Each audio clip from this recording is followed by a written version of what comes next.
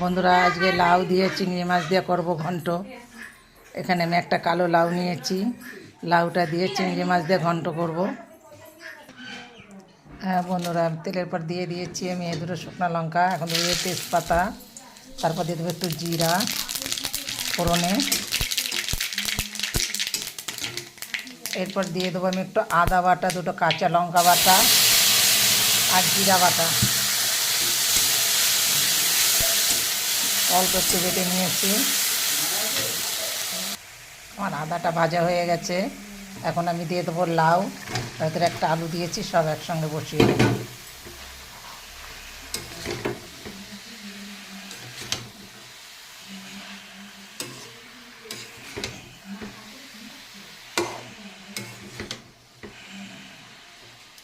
আমি নেড়ে চেড়ে দিয়েছি, এখন একটু ঢেকে দেবো লাউটাকে, যাতে একটু সিদ্ধ ভালো করে হয়।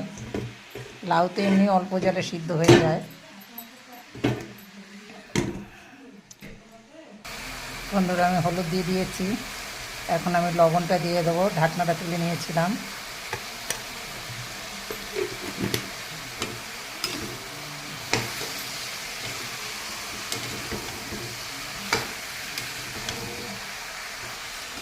আবার একটু ঢেকে দেবো, পরে এটা নেড়ে চেড়ে দিয়ে কদিন ধরে ভাবতেছি লাউ দিয়ে চিংড়ি মাছের ঘন্ট করব।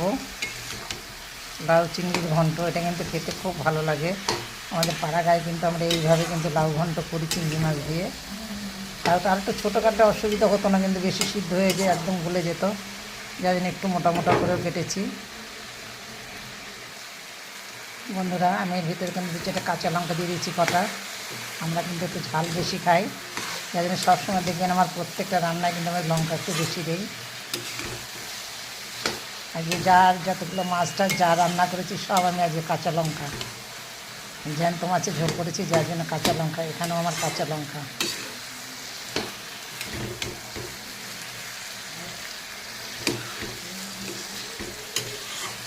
এখন শীতের দিনে বিভিন্ন সবজি ওঠে, লাউ ওঠে, কিন্তু খেতে কিন্তু খুব ভালো। শীতের দিনে সবজি খেয়ে সবসময়ের জন্যই ভালো লাগে। এখন শীতের সবজি উঠে গেছে, দাম বেশি হোক কম হোক, শীতের সবজি তো খেতেই হবে। বন্ধুরা, লাউটা আমার প্রায় অর্ধেক সিদ্ধ হয়ে গেছে, এখন আমি দিয়ে দেবো চিংড়ি মাছ।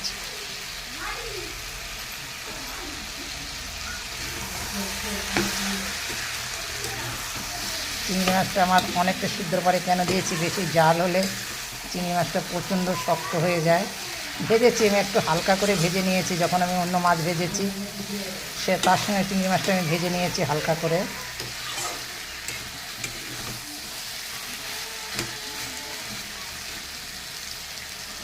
আলুটা একটু মোটা মোটা হয়ে গেছে, যার জন্য সিদ্ধ হতে একটু লেট হচ্ছে। আমি এখন আর একটু চাপা দিয়ে দেবো। এখন এর ভিতরে আমি দিয়ে দেবো একটু চালের গুঁড়া, এটা দিচ্ছি আমি একটু চালের গুঁড়া, জলের সঙ্গে আমি করে দিয়েছি ঘন্টার জন্য। বন্ধুরা, আমার লাউ ঘন্টটা হয়ে গেছে, আমি এখন দিয়ে দেবো একটু ধনে পাতা দিয়ে নেড়ে চেড়ে আমি নামিয়ে নেবো। আমার ভিডিওটা দেখে একটা লাইক কমেন্ট শেয়ার করবেন, তাতে আমি খুব খুশি হব। আজকে রান্না করতে আমার অনেকটা দেরি হয়ে গেল।